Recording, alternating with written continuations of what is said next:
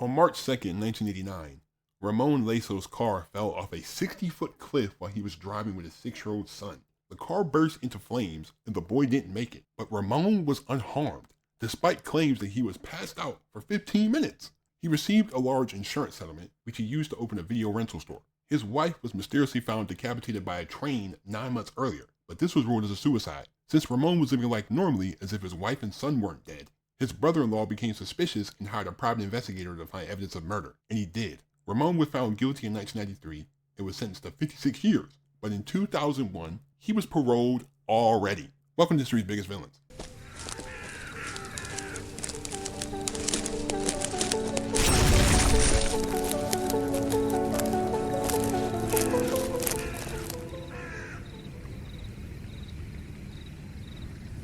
Ramon was born in Jaén, Spain in 1955, although he lived most of his life in the Tarragona province. In the 80s, he lived with his wife Dolores Camacho and their 2 children in Amposta.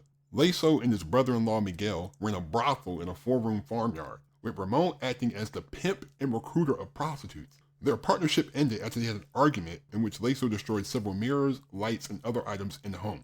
In addition to his relationship with prostitutes, he was also unfaithful to his wife. Huge shocker.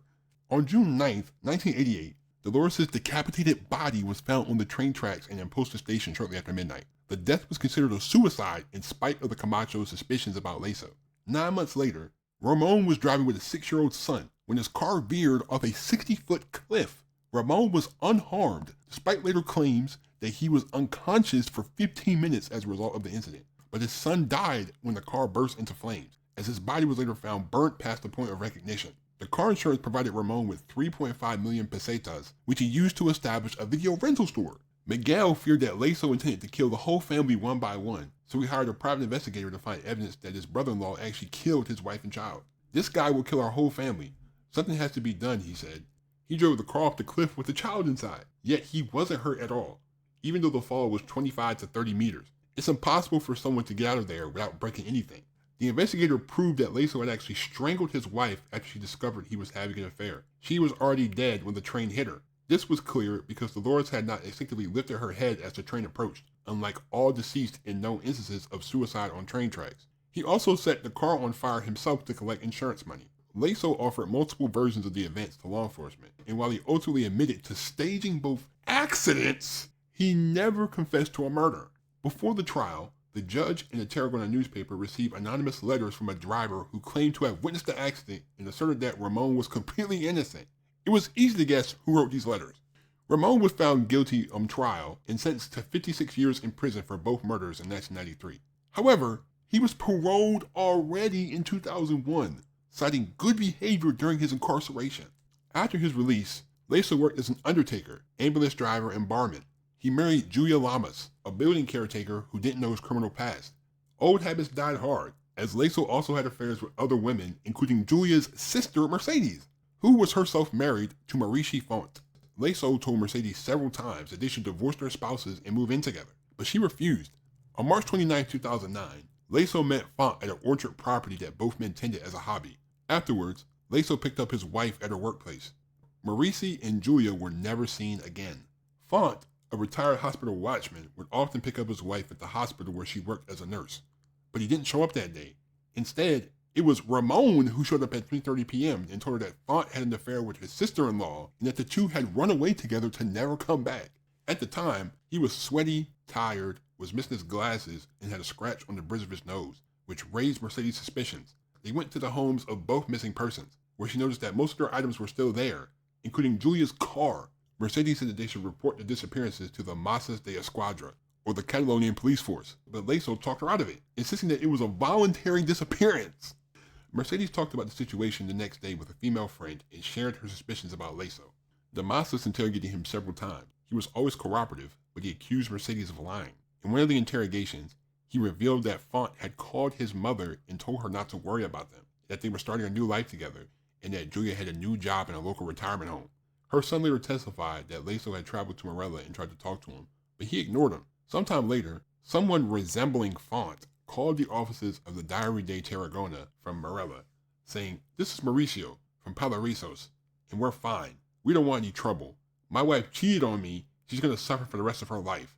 This was added to the fact that he had left in disgust after discovering that his wife was unfaithful, so he requested that the investigation of their disappearance be closed. The journalist who answered the phone was shocked and reported the incident to the police. They contacted the reporter again, and he used the call to extend the conversation and speak to Julia, but the caller refused. This person also sent a fax to the Social Security office to request that his monthly pension be deposited into a new bank account.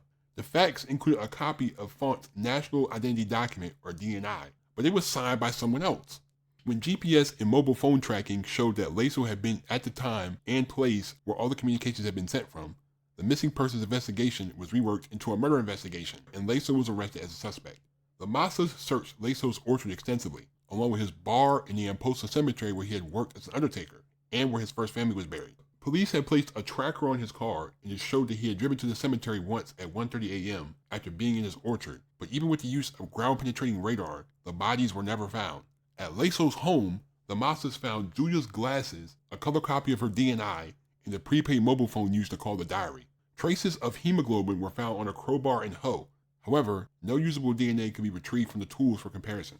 In 2010, after the disappearances, but prior to his arrest, Laso had a relationship with another woman and then tried to talk to another recently divorced neighbor. When this woman refused, Laso snuck into her basement and left a dead bird hanging by its neck from her broom handle. The next day, the woman had a car accident and the mechanic told her that somebody had tampered with the brakes. Laso said several times that he looked forward to the trial, believing that no jury could convict him of murder without a body. When asked about the whereabouts of his wife and brother-in-law, he said, "I imagine them doing great, doing their homework. Of course, Julia is taking care of some people and working. She'll be fine." In his indictment, the police argued that Ramon had awareness and intent to cause their deaths, creating false evidence of life after his victims disappeared. Therefore, he was pronounced guilty of 2 counts of murder and sentenced to 30 years in prison in 2014. The judge highlighted the coldness of his fabrication and the deception of his victim's family, especially Mercedes, on the very day he most likely killed them, trying to make her believe that he had seen Julia and Mauricio running away together. The magistrate emphasized that he tried to usurp her job after her death and attempted to collect his disability pension. Ever the showman, Ramon knelt before the court after the verdict and proclaimed his innocence, stating, "I've already paid for what I did. I'm a good person." The Supreme Court of Spain upheld the sentence in 2016. Laso's orchard was expropriated after the investigation and a road was built over it. He still denies any involvement in the murders, saying, "It's a lie. What needs to be done is to prove things, not talk so much. They've scrutinized me and haven't found a single trace of anything. I'm the kind of person I sometimes wonder if I'm being too nice." Oh, God. It's just insane. You killed your wife and son, and you get away with it. You only serve 8 years. It's insanity. And just the amount of arrogance. "Oh, they don't have a body. They can't convict me, even though it's all this circumstantial evidence. They can't convict me, though. Everything points to the fact that I was the last person to see them. I clearly have a motive to kill them. I was in the time and place where the communication stopped. But I didn't kill them, though. I was just there when they died."